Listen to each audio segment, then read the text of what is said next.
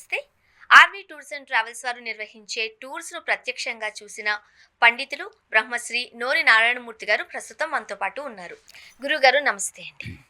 మన పక్కనే ఉంటుంది దేశం శ్రీలంక. ఆధ్యాత్మికంగా, ప్రకృతి పరంగా మీరు చెప్తూ ఉంటారు కదా ఎప్పుడు విజ్ఞానం పరంగా, వినోదం పరంగా శ్రీలంక యొక్క అందాలు చూడాల్సిందే.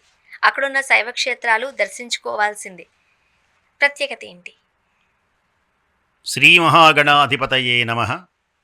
సరస్వత్యై నమః. శ్రీగురుభ్యో నమః. శ్రీలంక ఇది కూడా ఒకప్పుడు మందే. అసలు ప్రపంచం ఈ గ్లోబులో ఉన్న దేశాలన్నీ భారతదేశంలోవే. మనం గనక మహాసంకల్పం అని ఒకటి ఉంటుంది, అది గనక వింటే ఆశ్చర్యం కలుగుతుంది. తర్వాత ముక్కలై నేను గొప్ప ఒక కుటుంబంలో ఆ కుటుంబం అంతా ఒక గోత్రంలో పుడుతుంది. ఆ తాత వాళ్ళు వీళ్ళు ఎక్కువైపోయి నేను గొప్ప చివరికి భార్యాభర్తలు కూడా. చూడండి ఎంత దూరం వచ్చింది, ఎంత విచిత్రం. అలాగే శ్రీలంక కూడా మందే. ఈ లంకా సామ్రాజ్యం అనే పేరెందుకు వచ్చింది? అందమైనటువంటి నగరాన్ని నిర్మించినటువంటి బ్రహ్మదేవుడు విశ్వకర్మ చేత నిర్మింపజేసి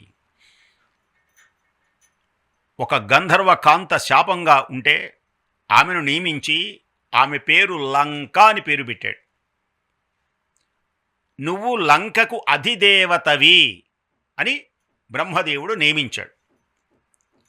ఈ లంక మొత్తాన్ని ఒక ఆమె పేరు లంక గనక ఆమె పేరుతోనే లంక. ఆంజనేయ స్వామి వారు ఒకప్పుడు లంకలో ప్రవేశించినప్పుడు ఈ దేవతే అడ్డగించింది. ఆగరా వానరా, కొండల కోనల తిరుగాడు కోతివి, ఎందుకు వచ్చావు అంటే, అప్పుడు ఆమెను గర్వాన్ని అణచిన తర్వాత, ఆగు ఆంజనేయ, నీవు సామాన్యుడవు కాదు, శ్రీరామనామ ప్రచారకుడవు నీవు, జయరామతత్వ విశారదుడవు నీవు. నా పేరు లంక, నా పేరుతోనే ఇది ఉన్నది. నా ఆజ్ఞ లేకుండా ఈ లంకలో ప్రవేశించడానికి వీలు లేదు. ఈగైనా దోమైనా ఎవరైనా సరే. ఈనాటికి నేను నీ చేత ఓటమిని పొందాను గనక నేను ఎవరి చేతిలోనైతే ఓడిపోతానో వారి చేతిలోనే ఈ లంక సర్వనాశనమైపోతుందని బ్రహ్మదేవుడు వరమిచ్చాడు అని తెలియచేసి, ఆ లంక దాని పేరే శ్రీలంక. మనకు దరిదాపుగా 800-900 కిలోమీటర్లు ఉంటుంది. మద్రాసు నుంచి వెళ్ళినా, మధురై నుంచి వెళ్ళినా. ఇక మధ్యలో ఎక్కడ ఏ పట్టణం ఉండదు. వెళ్ళిపోతూ ఉండడమే విమానంలో, అక్కడ కొలంబోలో దిగటమే. మనమైతే విమానాల్లో వెళ్ళాం, ఆంజనేయ స్వామి వారు అలా వెళ్ళలా. దేహాన్ని పెంచి మహేంద్రగిరి పర్వతం మీద ఒక కాలు ఉంచి ఒక కాలు అలా గగన మార్గంలో ఉంచి మేఘాలలో నుంచి దూసుకుపోయినాడు మహానుభావుడు. ఘనాఘన విన్యాసితమై నారద తుంబురు గాన శోభితమై గరుడ గంధర్వ వాహనాంచితమై దేవ విమానయాన భాసితమై సూర్య చంద్ర నక్షత్ర మండితమై బ్రహ్మనిర్మితమైన పరమాన్వితమైన నిరాడంబర నీలాకాశంలో లంకా సామ్రాజ్యంలో అడుగుపెట్టాడు. మనం కూడా అడుగు పెడతాం ఆర్వీ ట్రావెల్స్ ద్వారా. అద్భుతమైనటువంటి లంక. ఈ లంకనే ఒకప్పుడు రావణుడు పరిపాలించాడు. అసలు ఈ లంక రావణుడిది కాదు, కుబేరుడిది. కుబేరుని యుద్ధంలో జయించి రావణాసుడు పొందాడు. అతల వితల సుతల రసాతల తలాతల మహాతల భూతలాది చతుర్దశ భువనములన్నీ తన అధీనం చేసుకున్నాడు. గొప్పవాడు, తపోవంతుడు. 6 యోజన విస్తీర్ణం ఏకయోజనమాయతం చాతుర్లక్ష వీధీనాం నవకోటి శివాలయం రావణేన సురక్షితం. అది లంక అంటే. ఇప్పుడు మనం ఆ లంకలోకి వెళతాం. లంకలోనే అష్టాదశ పీఠములలో మొట్టదైనటువంటి శాంకరి అమ్మవారున్నది.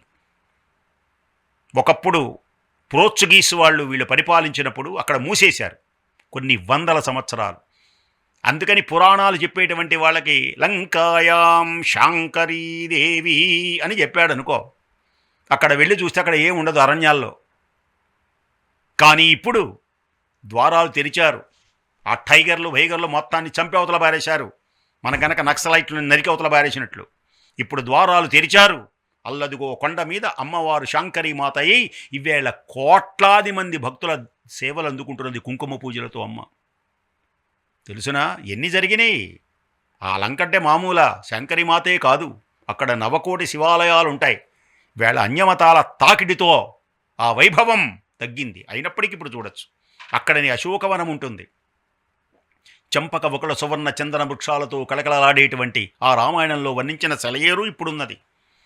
సెలయేరు గలగల గలగల ప్రవహిస్తూ ఉంటుంది. ఆ సెలయేటి ఒడ్డునే ఆ అశోకవనిలో సీతామాత శిరము వంచి ఆ రామా రామా అంటూ ఆ నదిలో అక్కడనే సంధ్యావందన కార్యక్రమాలు చేసేది. ఆ ప్రదేశమే ఆ ఆంజనేయుడు మెచ్చుకున్నాడు.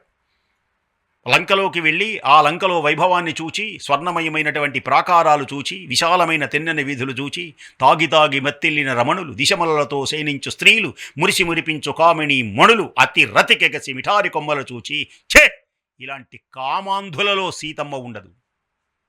సీతామాత పవిత్రురాలు. ఇలాంటి మధుమాంసాలు తింటూ కామాతురులై ఉంటుందా? ఉంటే సీతమ్మ ఎందుకు అవుతుంది? ఏదో మామూలు స్త్రీ అవుతుంది. కాబట్టి అలాంటి స్త్రీని చూచేటువంటి అదృష్టం కలిగిందని అశోకవనాన్ని మనం ఇవాళ చూడొచ్చు. అంతేకాదు సంజీవని పర్వతం, అక్కడ ఆనాడు రామరావణ యుద్ధం జరిగింది. చాలామంది మరణించారు. లక్ష్మణుడు కూడా మూర్ఛపోయినాడు. అప్పుడు ఎవరయ్యా తీసుకురాగలిగిన వాడెవడు? తెల్లవారేటప్పటికీ మనోజవుడు ఎవరు? మారుతతుల్య వేగుడెవరు? జితేంద్రియుడు ఎవరు? సుసేనుడు పలికితే ఒక ఆంజనేయుడే హిమవత్ పర్వతములకు వెళ్ళి తేవాలి. ఎక్కడ శ్రీలంక, ఎక్కడ హిమాలయాలు. తెల్లవారేటప్పటికి రావాలి. మనోజవం మారుతతుల్య వేగం జితేంద్రియం బుద్ధిమతాం వరిష్టం వాతాత్మజం వానరయూధముఖ్యం శ్రీరామదూతం శిరసా నమామి. వెళ్ళిపోయి ద్రోణగిరిలో ఉన్న సంజీవని పర్వతాన్ని గుర్తు తెలియక మొత్తం పర్వతం మూసాడు ఆయన. మామూలువాడా? ఆ పర్వతం మనకు కనపడుతుంది అక్కడ నుంచి. వాళ్ళందరినీ ప్రాణభిక్ష పెట్టినటువంటి పుణ్య ప్రదేశాలు శ్రీలంకలో ఒకటా రెండా? చివరకు విభీషణుడు ఏలాడు ఆ శ్రీలంకని. రావణాసురుడు మరణించిన తర్వాత విభీషణుడు రాజు అయినాడు. ఆ విభీషణుడు ఎవరు? రామభక్తుడు, ధర్మాత్ముడు. విభీషణస్తు ధర్మాత్మా నతు రాక్షస చేష్టిత. వీళ్ళు నలుగురు అన్నమాట ఈ బ్యాచి. ఒకడు రావణుడు, ఒకడు కుంభకర్ణుడు, ఒకడు విభీషణుడు, ఒకడు శూర్పణఖ. ఈ నలుగురిలో మంచివాడు విభీషణుడు.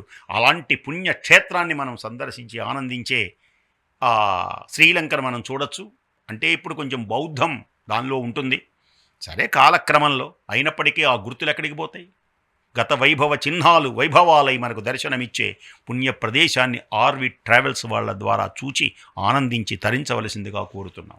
గురుగారు, శ్రీలంక యొక్క ప్రత్యేకతలు చాలా వివరంగా తెలియచేశారు. ఎవరైనా శ్రీలంక ప్లాన్ చేసుకుంటున్నట్లయితే కింద స్క్రోల్ నెంబర్కి కాల్ చేయండి. ఆర్వి టూర్స్ అండ్ ట్రావెల్స్ సిబ్బంది మీకు అందుబాటులోకి వస్తారు. మీరు ఎలా వెళ్ళాలి, ఏ టైంలో వెళితే మంచిది, అండ్ ప్యాకేజ్ వివరాలు ఏంటి అన్నీ కూడా క్లియర్గా మీకు ఎక్స్ప్లెయిన్ చేస్తారు, గైడ్ చేస్తారు.